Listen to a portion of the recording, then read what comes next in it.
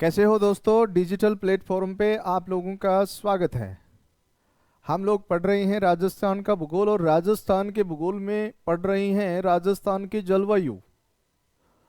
और जलवायु में आज अपन बात करेंगे थॉर्नवेट और ट्री वार्ता के विषय में। कोपेन के विषय में हम लोग पिछली कक्षा में पढ़ चुके हैं। और अपनी पढ़ना शुरू करें उससे पहले आप लोगों से यही कहूंगा कि ये जो आपका चैनल है ज्योग्राफी बाई ओंकार सर, ये आप लोगों को लाइक करना है, शेयर करना है एंड सब्सक्राइब करना है और बेल आइकन का बटन दबाना है ताकि आप लोगों को हर वीडियो का नोटिफिकेशन तुरंत मिल जाए और आप उस वीडियो को देख सकें और आनंद उठा सकें। तो आइए शुरू करते हैं राजस्थान की जलवायु।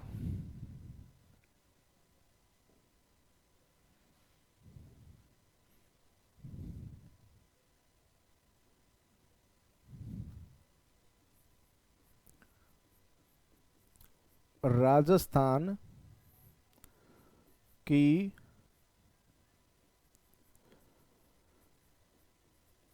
जलवायु और राजस्थान की जलवायु के विषय में अगर हम लोग चर्चा करें तो आज हमें वर्गीकरण पढ़ना है थॉर्नवेट का। किसका?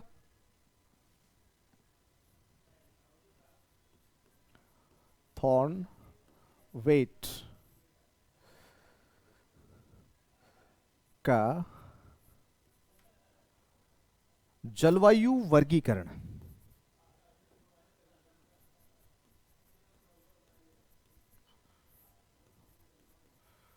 वर्गीकरण। और देखो इसमें एक चीज ध्यान रखना, इसमें हम लोग जो है वो हमारे राजस्थान की जो जलवायु है और उसके अकॉर्डिंग जो है थॉर्नवेट का जो वर्गीकरण है वो पढ़ने वाले हैं। ठीक है, तो ध्यान रखना थोड़ा सा इसमें। तो देखो किस तरीके से हम लोग बात करें तो हमारे पास आता है सबसे पहले थॉर्नवेट।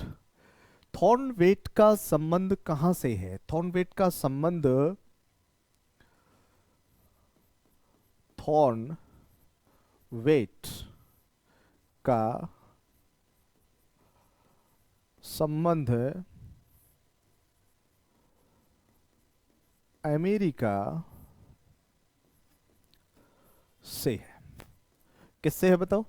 अमेरिका से है। थॉर्नवेट का जो संबंध है वो कहां से है? अमेरिका से है। ये चीज ध्यान में रख लेना है, ठीक है। और थॉर्नवेट का ये जो जलवायु वर्गीकरण है, इन्होंने ये वर्गीकरण जो है विशेष रूप से हम लोग बात करें तो इसमें इन्होंने वर्षा वर्षा तापमान वर्षा तापमान वनस्पति के आधार पर वर्गीकरण प्रस्तुत किया है। ठीक है, ये ध्यान रखना। दूसरा क्या ध्यान रखना है? दूसरा ये ध्यान में रखना है, थॉर्नवेट ने जलवायु व वनस्पति के बीच संबंध बताया है। मतलब जलवायु और वनस्पति के बीच जो संबंध बताने का कार्य किया है थॉर्नवेट ने यहां पे, तो ये चीज ध्यान में रख लेना। और दूसरा प्रश्न यहां पे क्या बन सकता है वो आपको ये समझना। दूसरा प्रश्न यहां पे क्या बनेगा ये आपको ध्यान में रखना है कि थॉर्नवेट ने कौन सी पद्धति का प्रयोग किया है, मतलब कौन सी विधि का प्रयोग इन्होंने किया है थॉर्नवेट ने। तो आपको समझना है आनुभविक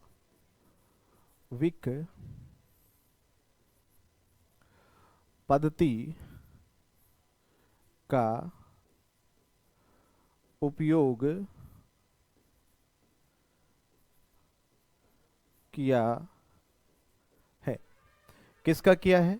आनुभाविक पद्धति का उपयोग किया है। तो ये भी एक विशेष बात आपको ध्यान में रखने वाली है, विशेष रूप से आपको ये चीजें ध्यान में रखनी है कि भाई थॉर्नवेट का जो जलवायु वर्गीकरण है, पहली बात थॉर्नवेट कहां से संबंधित है? अमेरिका से। इन्होंने वर्षा, तापमान, वाष्पोत्सर्जन, वनस्पति के आधार पर अपना वर्गीकरण प्रस्तुत किया। इन्होंने जलवायु व वनस्पति के बीच संबंध बताया है और इन्होंने आनुभाविक पद्धति का उपयोग किया है। ये भी एक विशेष बात इनकी आप लोगों को ध्यान में रख लेनी है। और इन्होंने विश्व जलवायु का जो वर्गीकरण प्रस्तुत किया है थॉर्नवेट ने, तो वो समझो, देखो इन्होंने अपना वर्गीकरण प्रस्तुत किया है 1931, 1933, 1948 में अपना वर्गीकरण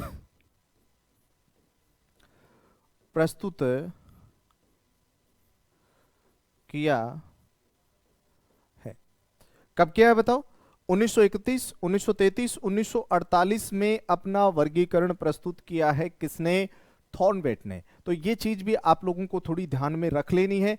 इनका जो वर्गीकरण है थॉर्नवेट का, उसके विषय में हम लोग चर्चा करेंगे। और इन्होंने जो है विशेष रूप से अंग्रेजी के कुछ शब्दों का प्रयोग किया है और उन्हीं शब्दों को हमें ध्यान में रखते हुए आगे बढ़ना है। ठीक है, अब देखो इन्होंने जो है विशेष रूप से जो शब्दों का प्रयोग किया है वो कौन कौन से शब्द हैं जो कि आप लोगों को यहाँ पे देखने हैं। तो देखिए यहाँ पे मैं थोड़ी सी चर्चा कर लूँ आप लोगों से, जो शब्दों का इन्होंने प्रयोग किया है। पहली बात, एक शब्द इन्होंने रखा है अंग्रेजी का, ये जो शब्द है, देखो यहां पे इन्होंने शी शब्द आ रहा है आपके पास। शी का मतलब क्या लगाया जाता है? तो सी का मतलब लगाया जाता है उपाद्र जलवायु प्रदेश। मतलब कौन सा प्रदेश है भाई? आप यूं समझो, सी का मतलब क्या है? उपाद्र जलवायु प्रदेश। कौन सा प्रदेश बताओ? उपाद्र जलवायु प्रदेश। एक शब्द आया सी, सी का मतलब क्या है? उपाद्र जलवायु प्रदेश। और डी का मतलब क्या है यहां पे, ये जान लेना है। तो डी का मतलब आपको लगाना है, डी का मतलब क्या है बताओ? सीधा सा याद रखो, देखो आर्द्र जलवायु प्रदेश। भाई सी का मतलब आपको क्या लगाना है यहां पे? तो बड़ा सीधा सा समझना, इसका जो मतलब आपको लगाना है वो लगाना है आर्द्र शुष्क या अर्ध शुष्क जलवायु प्रदेश। ठीक है भाई, यूं समझो आप लोग, बड़ा सीधा सा मैं आप लोगों से बताऊं कि एक शब्द आया सी, सी का मतलब होता है उपाद्र जलवायु प्रदेश। क्या होता है? उपाद्र जलवायु प्रदेश होता है। और इसके साथ साथ अगर आप बात करोगे, आपके सामने आएगा सी के बाद आ रहा है क्या? डी। और डी का मतलब क्या होगा? तो आपको कहना है अर्ध शुष्क जलवायु प्रदेश। क्या होगा? अर्ध शुष्क जलवायु प्रदेश होगा। ठीक है, ये समझना है। दूसरा इसमें क्या है? ई। ई का मतलब है शुष्क जलवायु प्रदेश। क्या है बताओ? शुष्क जलवायु प्रदेश। फिर लिखा हुआ है ए डैश। ए डैश का मतलब होता है, आपको सीधा सा समझना है कि ये एक उष्णकटिबंधीय तापीय जलवायु प्रदेश है। ठीक है, तो फिर बी डैश का मतलब होता है मध्य तापीय जलवायु प्रदेश। फिर आपके सामने क्या आता है? डी आता है। क्या आता है? डी। तो आपको क्या समझना है? डी का मतलब आपको यह समझना है कि भाई सभी माह में क्या होती है? न्यूनतम वर्षा होती है। डी का मतलब क्या होगा? सभी माह में न्यूनतम वर्षा। देखो सीधा सा समझ लो। सी का मतलब क्या है? तो आपको कहना है उपाद्र जलवायु प्रदेश। और डी का मतलब है अर्ध शुष्क जलवायु प्रदेश। यूं समझना इसको, अर्ध शुष्क जलवायु प्रदेश। ई का मतलब समझना है शुष्क जलवायु प्रदेश। और ए डैश का मतलब उष्ण कटिबंधीय तापीय जलवायु प्रदेश। बी का मतलब है मध्य तापीय जलवायु प्रदेश। और सी का डब्ल्यू का मतलब है शीत ऋतु में वर्षा, शीत ऋतु में न्यूनतम वर्षा, ग्रीष्म ऋतु में वर्षा। बात समझ में आ रही है। और डी का मतलब होता है सभी माह में न्यूनतम वर्षा, सभी माह में क्या होगी, न्यूनतम वर्षा होगी। आप यूं भी समझ सकते हो, इनको बड़ा सीधा सा समझ लो, देखो आप इस तरीके से भी समझ सकते हो भाई। आपको क्या समझना है, सी, एक आया सी, सी का मतलब क्या होगा, उप आर्द्र जलवायु प्रदेश। उसके बाद में आएगा डी, डी का मतलब आपको लेना है अर्ध शुष्क जलवायु प्रदेश।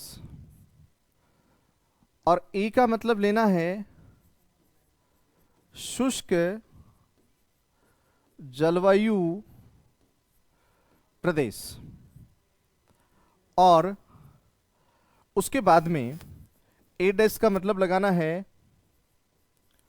उष्ण कटिबंधीय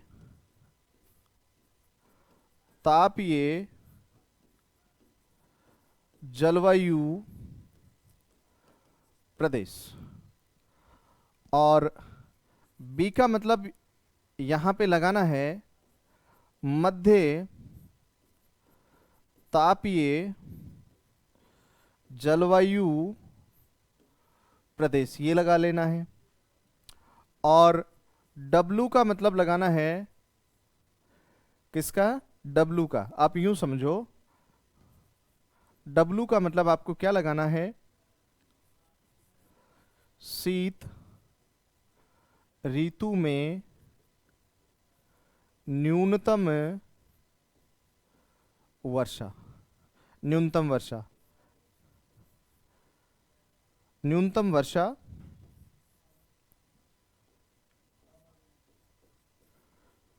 ग्रीष्म ऋतु में वर्षा, ये लगाना है ना। और एक आएगा डी, डी का मतलब है सभी माह में न्यूनतम वर्षा, ये समझ लो, सभी माह में न्यूनतम वर्षा। आप इस तरीके से इस चीज को समझ सकते हो। और ये सभी जो शब्द हैं इनको जोड़ करके ही हमको नए शब्दों का निर्माण करना है, जो कि राजस्थान को उन्होंने 4 भौतिक प्रदेश, भाई थॉर्नवेट के अनुसार राजस्थान को 4 जलवायु प्रदेश में विभाजित किया जाता है। तो वो 4 जलवायु प्रदेश कौन कौन से हैं उसको समझना है। तो देखो यहां पे समझने की कोशिश करें, तो यहां पे आप लोगों के सामने बड़ा सीधा सा एक प्रश्न आ रहा है। देखो एक सूत्र लिखता हूं आपको, इसको याद रखने के लिए बहुत आसान है। आपको कैसे याद रखना है, सी डी, यूं याद रखो, सी डी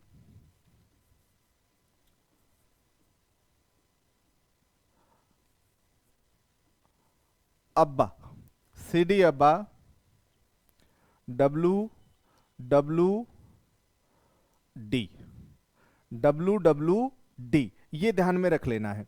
अब आपको इस तरीके से इसको ध्यान में रखते हुए आगे बढ़ना है। तो आपको देखिए कैसे मैं आप लोगों को यहां पे इनको जोड़ करके बताता हूं, ताकि आप लोग इस चीज को बहुत अच्छे तरीके से समझ सको। देखो ये पहला, इसका पहला,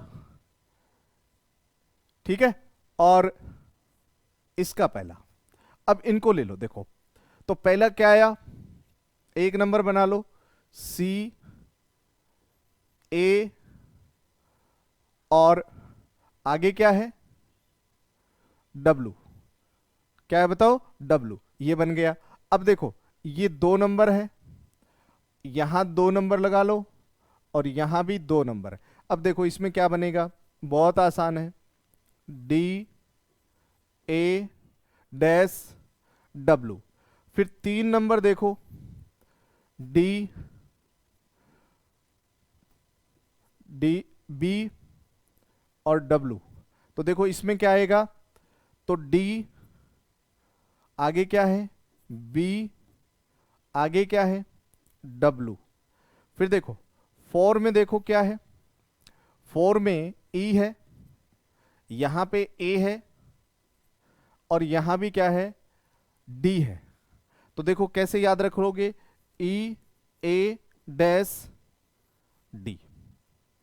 ये इस तरीके से डिवाइडेशन किया जाता है जो कि आप लोगों को ध्यान में रख लेना है। अब एक प्रश्न बनेगा आप लोगों के लिए यहां पे, वो प्रश्न आप लोगों को देखना जरूरी है। वो क्या बनेगा, देखो अगर आपके पास में सबसे पहले आ जाए क्या सी ए डब्ल्यू। अब पहली बात तो सी ए डब्ल्यू है कहां पे, तो देखो यहां पे ये इसको एक करना है सी ए डब्ल्यू, ठीक है। इसको यूं समझो, देखो यहां पे सी का मतलब क्या है, आपने पीछे पढ़ा है सी का मतलब क्या लिखा था, उप आर्द्र जलवायु प्रदेश। कैसा जलवायु प्रदेश बताओ, इसको लिखना है उप आर्द्र जलवायु प्रदेश। बोलो कौन सा प्रदेश, उप आर्द्र जलवायु प्रदेश। ये समझना है आपको, क्या समझना है, उप आर्द्र जलवायु प्रदेश समझना है। दूसरा देखो यहां पे क्या लिखा हुआ है डी, डी के लिए क्या लिखा था, एक बात, उप आर्द्र जलवायु प्रदेश, ये तो सी का मतलब है, ए का मतलब क्या है तापीय जलवायु प्रदेश, और डब्ल्यू का मतलब क्या है कि शीत ऋतु शुष्क। तो कैसे लिख सकते हो, उपाद्र जलवायु प्रदेश, शीत ऋतु शुष्क, ग्रीष्म ऋतु में वर्षा, ठीक है। दूसरा देखो डी का मतलब क्या है, अर्ध शुष्क जलवायु प्रदेश, ये हो जाएगा। और फिर क्या आया डी, फिर डी आ रहा है, तो फिर डी आ रहा है, तो इसमें भी हमें क्या ध्यान में रखना है, डी का मतलब तो क्या है अर्ध शुष्क है ना, तो डी का मतलब क्या आएगा अर्ध शुष्क मध्य तापीय जलवायु प्रदेश। फिर क्या है ई, इसमें क्या लिखना है, तो आपको लिखना है शुष्क जलवायु प्रदेश, या यूं कह दो शुष्क मरुस्थलीय जलवायु प्रदेश, ये भी कह सकते हो आप इसको, ठीक है। तो देखो बड़ा सीधा सा सिंपल सा समझना है, सी का मतलब क्या था उपाद्र जलवायु प्रदेश, है ना, ए का मतलब था तापीय जलवायु प्रदेश, डब्ल्यू का मतलब क्या है कि शीत ऋतु तो शुष्क रहती, न्यूनतम वर्षा होती है, और ग्रीष्म ऋतु में क्या होती है वर्षा होती है। डी का मतलब क्या है अर्ध शुष्क जलवायु प्रदेश, है ना। ए का मतलब क्या है तापीय जलवायु प्रदेश, है ना। डब्ल्यू का मतलब क्या है शीत ऋतु में न्यूनतम वर्षा और ग्रीष्म ऋतु में वर्षा। फिर आया डी और बी, डी का मतलब क्या है अर्ध शुष्क जलवायु, बी का मतलब क्या है मध्य तापीय, है ना, अर्ध शुष्क मध्य तापीय जलवायु। ई ए डी, तो इसका मतलब है शुष्क जलवायु, या आप यूं कह दो मरुस्थलीय जलवायु प्रदेश, क्या कह सकते हो मरुस्थलीय जलवायु प्रदेश इसको कह सकते हो। तो ये चीज आपको ध्यान में रख लेनी है। दूसरा देखो इसमें आप लोगों को कुछ बेसिक चीजें जो है वो ध्यान में रखनी है। जैसे यहां पे हमने देखा कि सबसे पहले क्या लिखा हमने उप आर्द्र जलवायु प्रदेश। अब ये उप आर्द्र जलवायु प्रदेश है कहां पे, तो आपको कहना है देखो ये वाला जो पार्ट है, देखो यहां पे अगर आप देखोगे इस तरीके से, ये वाला ये जो क्षेत्र है, ये वाला जो क्षेत्र है, हम लोग कह रहे हैं कि ये जो क्षेत्र है वो किस में आएगा अपने उपाद्र जलवायु प्रदेश में आएगा। तो इसमें देखो एक तो उदयपुर है, ये कौन है उदयपुर है, यहाँ पे कौन है डूंगरपुर है, यहाँ कौन है बांसवाड़ा है, यहाँ कौन है प्रतापगढ़ है, ये चित्तौड़गढ़ का दक्षिणी भाग हो गया, यहाँ पे कौन है झालावाड़ है ना, कोटा का दक्षिणी भाग हो गया, और यहाँ पे जो है बारा का दक्षिणी भाग हो गया। तो कौन कौन इसमें शामिल हो गए, यहाँ पे देखो आप लोग यूं समझ लो कि यहाँ पे शामिल हुआ एक तो उदयपुर, कौन हो गया उदयपुर, कौन है बताओ उदयपुर, उदयपुर के बाद में डूंगरपुर, बांसवाड़ा, बांसवाड़ा, प्रतापगढ़, प्रतापगढ़, और कौन है, झालावाड़, है ना। और इसमें एक चीज ध्यान रख लेना, बारां का दक्षिणी, कोटा का दक्षिणी, चित्तौड़ का दक्षिणी भाग भी इसमें क्या होता है, शामिल होता है। तो ये चीज भी आपको यहाँ पे समझ लेनी है। दूसरा देखो यहाँ पे अगला प्रश्न यहाँ पे देखें अपन लोग, तो वो क्या आएगा, वो हमारे पास DAW, है ना। और एक और चीज ध्यान रखना, इस प्रकार की जो जलवायु ज्यादा विशेषताएं रखता है वो डूंगरपुर रखता है। इस प्रकार की जलवायु की अधिक विशेषता कौन रखता है, डूंगरपुर रखता है। तो ये चीज भी समझ लेना है। DAW अगला कौन सा है, DAW, हालांकि ये एक छोटा प्रदेश है। DAW देखो यहाँ पे ये प्रदेश की बात कर रहे हैं, DAW ये बड़ा प्रदेश है, एक बड़ा जलवायु प्रदेश आपको देखने को मिलता है। तो देखो इसमें कौन कौन से जिले आपको देखने को मिल रहे हैं यहाँ पे, तो इसमें देखो ये कौन है, बाड़मेर, ये बाड़मेर है। ये कौन है, जोधपुर, ये नागौर है, नागौर है, सीकर है, अलवर है, कौन है, अलवर है। ये कौन है, जयपुर है, भरतपुर है, ये है आपका धौलपुर, और ये कौन है, करौली, ये आपका कौन है, सवाई माधोपुर, माधोपुर, ठीक है। और ये जो आप लोग यहां पे देख रहे हो, टोंक है, अजमेर है, भीलवाड़ा है, बूंदी है, ये राजसमंद है, ये कौन है, पाली, जालोर, और ये कौन है, सिरोही, ठीक है। तो ये मुख्य रूप से एक दौसा है। ये सभी जो जिले हैं ये इस प्रकार की जलवायु रखते हैं, तो इसीलिए आप लोगों को यहाँ पे ध्यान में रखने वाली बात है।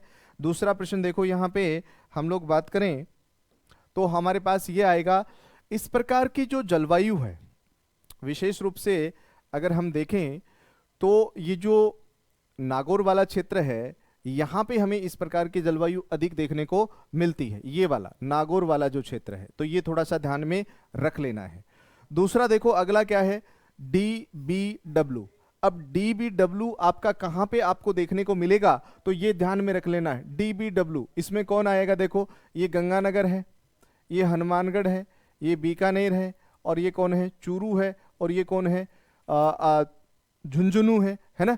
तो ध्यान रखना, गंगानगर, हनुमानगढ़, बीकानेर, चूरू, झुंझुनू। तो इसमें ज्यादा विशेषता कौन रखेगा, बीकानेर रखेगा। कौन रखेगा बताओ, बीकानेर रखेगा। तो ये भी आपको यहां पे समझने वाली बात है। दूसरा प्रश्न देखो, यहां पे अगर आप लोगों को चर्चा करनी है तो आपको क्या करना है, EA-D, ये परीक्षा में पूछा गया है, ये भी समझना, ये परीक्षा में ये पूछा गया है, और परीक्षा में पूछा गया है इसीलिए आप लोगों को इसको ध्यान में रखना है। और ये कहां पे है, ज्यादातर इसमें पार्ट आता है किसका, जैसलमेर का। तो इसकी विशेषता भी ज्यादा कौन रखता है, जैसलमेर रखता है। देखो यहाँ पे पश्चिमी बीकानेर भी आ रहा है, पश्चिमी जोधपुर आ रहा है, और इधर ये जो बाड़मेर है इसका कुछ भाग, जैसे उत्तरी पश्चिमी भाग जो है वो भी इसमें आ रहा है। तो ये एक विशेषता यहाँ पे देखने को मिलती है किसकी, आपको थॉर्नवेट की। तो देखो बड़ा सिंपल से तरीके से थॉर्नवेट को आप लोगों को समझना है, इसमें किसी भी प्रकार से आप लोगों के सामने दिक्कत नहीं आनी चाहिए। देखो कैसे याद रखना है, थॉर्नवेट कहाँ का है, अमेरिका का है। कहाँ का है, अमेरिका का है। उन्होंने जो अपना जलवायु वर्गीकरण प्रस्तुत किया है वो 1931 में किया है, फिर उसमें संशोधन 1933 में हुआ है, फिर संशोधन उन्होंने 1948 में किया है। ये चीज भी ध्यान रखना। उन्होंने अपने वर्गीकरण में आनुभाविक विधि का प्रयोग किया है। उन्होंने तापमान, वर्षा, वाष्पोत्सर्जन और आर्द्रता या आप कह सकते हो कि वनस्पति का विशेष उल्लेख किया है, और जलवायु और वनस्पति के बीच में उन्होंने संबंध बताया है। क्या बताया है? संबंध बताया है। दूसरी बात आपको क्या याद रखनी है? आपको इसमें यह याद रखनी है कि इन्होंने जो विश्व जलवायु वर्गीकरण का वर्गीकरण किया था, उसी के आधार पर राजस्थान से संबंधित इस कौन कौन से क्षेत्र जो है किस प्रकार की जलवायु में आते हैं, तो राजस्थान को विशेष रूप से थॉर्नवेट के अनुसार 4 जलवायु प्रदेशों में विभाजित किया जाता है। मतलब जो थॉर्नवेट का जलवायु वर्गीकरण है उसके अकॉर्डिंग राजस्थान को 4 भागों में विभाजित किया जाता है। और ये जो 4 भाग हैं, इसके लिए मैंने एक सूत्र लिखा है, CD अब्बा WWD। CD अब्बा WWD। ये बहुत आसान है। आसान क्या है? CDDE। मतलब इसमें हमने शुरुआत से एक एक अक्षर को लेना शुरू किया और उसी आधार पे हमने बनाया CA-W। इसका मतलब क्या है? उपाद्र जलवायु प्रदेश। DA-W इसका मतलब है अर्ध शुष्क जलवायु प्रदेश। DB-W अर्ध शुष्क जलवायु प्रदेश। EAD तो आपको कहना है शुष्क जलवायु प्रदेश या मरुस्थलीय जलवायु प्रदेश। तो ध्यान क्या रखना है? देखो EA-D तो इसका प्रतिनिधित्व कौन करेगा? जैसलमेर करेगा। DB-W इसका प्रतिनिधित्व कौन करेगा? बीकानेर करेगा, है ना। और ये जो आपकी DA-W इसका नागौर करेगा और CA-W इसका प्रतिनिधित्व करेगा कौन? डूंगरपुर। तो ये कुछ चीजें यहां पे आपको इस जलवायु वर्गीकरण में याद रखनी है। और हमेशा ध्यान रखना, कोपेन के जलवायु वर्गीकरण से अगर प्रश्न पूछा जाता है तो सीधा सा पूछते हैं कि जैसलमेर में किस प्रकार की कोपेन के अनुसार किस प्रकार का जलवायु प्रदेश है, जैसलमेर को किस प्रकार के जलवायु प्रदेश में शामिल किया जाता है। तो ये प्रश्न पूछा गया है EA-D। तो ये आप इस तरीके के प्रश्न आपसे पूछे जाएंगे, किसी भी जिले को लेकर के प्रश्न पूछे जा सकते हैं, जो कि आपको ध्यान में रखना है। यहाँ पे तापमान है, वर्षा है, इस तरीके का प्रश्न यहाँ से संभावना कम बनती है, लेकिन फिर भी इसको आप लोगों को ध्यान में रखना है। दूसरा देखो, आपके सामने हमें जो वर्गीकरण पढ़ना है वो पढ़ना है किसका? थॉर्नवेट का, सॉरी ट्रीवार्था का। किसका पढ़ना है? ट्रीवार्था का पढ़ना है। तो चलिए ट्रीवार्था के विषय में भी हम लोग थोड़ी सी चर्चा कर लेते हैं। देखिए भाई, व्यक्ति कौन है? ट्रीवार्था। और ये ट्रीवार्था भी कहां का है? ये अमेरिका का है, अमेरिका। और इन्होंने अपना वर्गीकरण जो है वो किसके आधार पर? वनस्पति के आधार पर दिया है। किसके आधार पर दिया है बताओ? वनस्पति के आधार पर इन्होंने अपना वर्गीकरण किया है। और इन्होंने भी 4 भागों में किया है। कितने भागों में? 4 भागों में अपना वर्गीकरण प्रस्तुत किया है। देखो BWH। और इनका जो वर्गीकरण है वो विशेष रूप से जो हमने कोपेन का वर्गीकरण पढ़ा था उससे कुछ मिलता जुलता आपको देखने को मिलता है। तो ध्यान रखना, BWHW तो ये मरुस्थलीय जलवायु प्रदेश होगा। BSH इसका है अर्ध शुष्क जलवायु प्रदेश, जो हमने कोपेन के विषय में पढ़ा था। CAW उपाद्र जलवायु प्रदेश। कौन सा प्रदेश? उपाद्र जलवायु प्रदेश। और AW उष्ण कटिबंधीय आर्द्र जलवायु प्रदेश। कैसा प्रदेश बताओ? उष्ण कटिबंधीय आर्द्र जलवायु प्रदेश। तो ये चीजें आप लोगों को यहां पे समझनी है। तो देखो यहां पे समझने की कोशिश करें तो सीधा सा समझ लो, इसको ज्यादा आप लोगों को तनाव लेने की आवश्यकता नहीं है।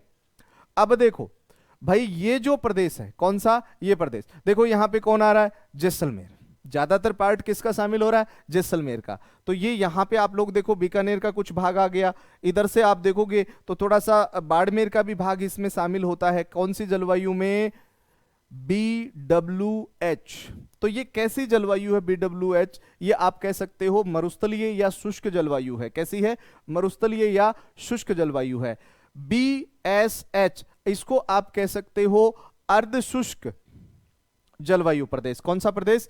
अर्ध शुष्क जलवायु प्रदेश। यह है एक बड़ा जलवायु प्रदेश आपको देखने को मिलता है। तो इसमें आप लोग देखोगे, आप लोगों को यहाँ पे आप लोगों को ये देखने को मिलेगा। ये कौन है? तो आपको कहना है गंगानगर है, हनुमानगढ़ है, बीकानेर है, यहाँ पे चूरू है, ये झुंझुनू है, सीकर है, नागौर है, यहाँ पे जयपुर है, यहाँ पे कौन है, अजमेर है, यहाँ पे कौन है, पाली है, जोधपुर है, यहाँ पे बाड़मेर है, ये जालोर है, और ये कौन है, सिरोही है ना, और ये उदयपुर का कुछ भाग है, ये जो है राजसमंद है, ये यहाँ पे भीलवाड़ा का कुछ भाग आपको देखने को मिलता है। तो ये जो जलवायु वर्गीकरण है ये इसमें आता है BSHW। तो ये जरूर आपको थोड़ा सा ध्यान रखना है, इसको कह सकते हैं अर्ध शुष्क जलवायु प्रदेश। तो कोपेन त्रिवार्ता के विषय में आपको यहाँ पे जो कोपेन के विषय में अपन ने जानकारी ली थी, लगभग उनका वर्गीकरण उसी प्रकार का है। तो आपको इन जिलों के नाम अवश्य ध्यान रखने हैं। देखो,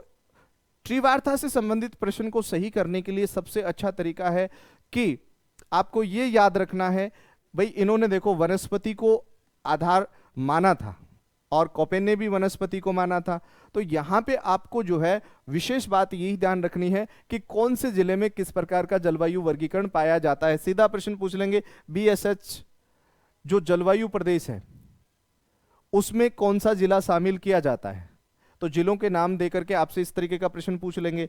अब देखो फिर क्या है, CAW। तो सी का मतलब क्या होता है, उपाद्र जलवायु प्रदेश होता है। सी का मतलब क्या होता है, उपाद्र जलवायु प्रदेश होता है। ध्यान रखना, उपाद्र जलवायु प्रदेश पूर्वी राजस्थान का भाग आएगा। ये एक विशेष बात आपको ध्यान में रख लेनी है, ठीक है। और फिर देखो इसमें विशेष रूप से आपके पास कौन कौन आ रहे हैं, आपके पास अलवर है, ये यहाँ पे भरतपुर है, धौलपुर है, करौली है, दौसा है, सवाई माधोपुर है, टोंक है, बूंदी है, कोटा है, ये यहाँ पे कौन है, 12 है। तो ये चीज भी आपको ध्यान में रख लेनी है। दूसरा क्या है, आपको जो विशेष चीज ध्यान में रखनी है, AW। तो इसका मतलब होता है उष्ण कटिबंधीय, क्या बोलोगे इसको, उष्ण कटिबंधीय आर्द्र जलवायु प्रदेश। कौन सा प्रदेश बताओ, उष्ण कटिबंधीय आर्द्र जलवायु प्रदेश। और इस प्रदेश की जो विशेषता आपको देखने को मिल रही है, यहाँ पे कौन है, झालावाड़, कोटा का दक्षिणी भाग है, यहाँ पे देखोगे आपका चित्तौड़ है, प्रतापगढ़ है, बांसवाड़ा है, और ये वाला जो है वो डूंगरपुर है, और यहाँ पे कौन है, उदयपुर है। तो ये इस प्रकार से जलवायु प्रदेश आप लोगों ने अभी देखे हैं। तो कहने का मतलब सीधा सा है, अगर त्रिवार्ता से प्रश्न को सही करना है तो कौन सा जलवायु प्रदेश के साथ कौन कौन से जिले शामिल होते हैं वो ध्यान में रख लेना, आपका काम हो जाएगा। जैसे भाई इसमें सबसे पहले क्या लिखा, BWH। तो इसका मतलब सीधा सा होता है मरुस्थलीय जलवायु प्रदेश। कौन सा जलवायु प्रदेश, मरुस्थलीय। अब इसमें सबसे इंपॉर्टेंट जो जिला है वो कौन सा है, जैसलमेर है। कौन सा है बताओ, जैसलमेर। सबसे इंपॉर्टेंट कौन सा हो गया, जैसलमेर हो गया, ध्यान रखना यहां पे, है ना। और BSH, अब आपको इसमें क्या कहना है भाई, इसमें सीधा सा कहना है अर्ध शुष्क जलवायु प्रदेश। कैसा प्रदेश है ये, अर्ध शुष्क जलवायु प्रदेश है। और ये त्रिवार्ता के अनुसार सबसे बड़ा जलवायु प्रदेश है, जो कि आपको ध्यान में रख लेना है। फिर क्या लिखा हमने, CAW। अब CAW का मतलब है उपाद्र जलवायु प्रदेश। उपाद्र का मतलब पूर्वी भाग, ठीक है। फिर आया AW। AW का मतलब क्या लगाना है, उष्ण कटिबंधीय आर्द्र जलवायु प्रदेश। इसका मतलब यह है कि यहां पे विशेष रूप से राजस्थान का दक्षिणी भाग शामिल होता है। तो इस प्रकार से आप लोगों से प्रश्न जो हैं वो पूछे जा सकते हैं जलवायु के वर्गीकरण को लेकर के। तो याद रहे, ये आप लोगों को ध्यान में रखना है और अपनी तैयारी को और पुख्ता करना है, ठीक है। तो इस तरीके से आप लोग इसको समझ सकते हो। तो देखो हमने जो चर्चा की है वो क्या चर्चा की है, तो सबसे पहले हमने जो चर्चा शुरू की थी वो की थी किसके विषय में, थॉर्नवेट के विषय में। किसके विषय में बोलो, थॉर्नवेट। थॉर्नवेट का संबंध कहां से है, तो आपको कहना है अमेरिका से है ना। और इन्होंने वर्षा, तापमान, वनस्पति के आधार पर अपना वर्गीकरण प्रस्तुत किया है, ठीक है। जलवायु और वनस्पति के बीच में संबंध बताया है और आनुभाविक पद्धति का उपयोग किया है। और कहना है 1931, 1933 और 1948 में अपना जलवायु वर्गीकरण प्रस्तुत किया है। तो ये चीज समझ लेनी है। दूसरी देखो, यहां पे मैं बात करूं, इन्होंने अंग्रेजी के कुछ शब्दों का प्रयोग किया है और हमने उन्हीं शब्दों का प्रयोग यहां पे किया है जो हमारे राजस्थान की जलवायु से संबंधित हैं। तो देखो सी का मतलब है उपाद्र जलवायु प्रदेश। डी का मतलब हो गया अर्ध शुष्क जलवायु प्रदेश। सी का मतलब हो गया शुष्क जलवायु, सॉरी ई है ये यहां पे, ई का मतलब क्या है, शुष्क जलवायु प्रदेश। फिर क्या है आपको देखना है, ए का मतलब है उष्ण कटिबंधीय तापीय जलवायु प्रदेश। बी का मतलब होगा मध्य तापीय जलवायु प्रदेश। डब्लू का मतलब होगा शीत ऋतु में न्यूनतम वर्षा, ग्रीष्म ऋतु में वर्षा। और डी का मतलब है सभी माह में न्यूनतम वर्षा। ये ध्यान में रख लेना। फिर देखो, इसको हमने कहा कि इसको एक सूत्र के माध्यम से समझने की कोशिश करते हैं, सी डी अब बार डब्ल्यू डी। तो ध्यान में क्या रखना है, पहला अक्षर सी ए डैश डब्ल्यू, दूसरा डी ए डैश डब्ल्यू, तीसरा D A B dash W, चौथा ई ए डैश डी। तो ये ध्यान में रखना है। तो इसका मतलब सी ए डब्ल्यू का मतलब होगा उपाद्र जलवायु प्रदेश, ठीक है, ये ध्यान में रख लेना है। फिर डी ए डैश डब्ल्यू अर्ध शुष्क जलवायु प्रदेश, डी बी डैश डब्ल्यू अर्ध शुष्क मध्य तापीय जलवायु प्रदेश, ई ए डैश डी शुष्क जलवायु प्रदेश। तो ये आप लोगों को ध्यान में रखना है। तो देखो ये ई ए डी मतलब जैसलमेर इसका प्रतिनिधित्व करेगा, यहां पे डी बी डैश डब्ल्यू इसमें बीकानेर कर रहा है। दूसरी बात, यहां पे आपको देखना पड़ेगा नागौर, और यहां पे कौन है, डूंगरपुर। तो इस तरीके से आप लोगों के सामने ये प्रश्न बन रहे हैं। दूसरी बात हमने की थी किसके विषय में, आपके ट्रीवार्था। देखो ट्रीवार्था अमेरिका का है और वनस्पति के आधार पर इनका वर्गीकरण है। तो इन्होंने कितने भागों में बांटा है, 4 भागों में। 4 भागों में BWH मरुस्थलीय जलवायु प्रदेश, BSH अर्ध शुष्क जलवायु प्रदेश। देखो कोपेन जिसके समझ में आ गया ना, उसको ट्रीवार्था सीधा सा समझ में आ जाएगा बगैर किसी समस्या के। CAW उपाद्र जलवायु प्रदेश, AW उष्ण कटिबंधीय आर्द्र जलवायु प्रदेश। तो ये चीज आपको ध्यान में रख लेनी है। तो इस तरीके से हमने देखा BWH, BSH, CAW, AW। तो इस तरीके से आप लोगों को ये ध्यान में रखना है। तो आप लोगों को मैं यही कहूंगा, ये जो अपन ने जो टॉपिक पढ़े हैं इस तरीके से, तो मैंने आज जो है हमने जलवायु को जो है वो कंप्लीट कर लिया है।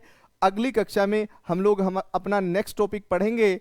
और मैं आप लोगों से यही कहूंगा, चैनल को लाइक करें, शेयर करें एंड सब्सक्राइब करें। और जय हिंद, जय भारत।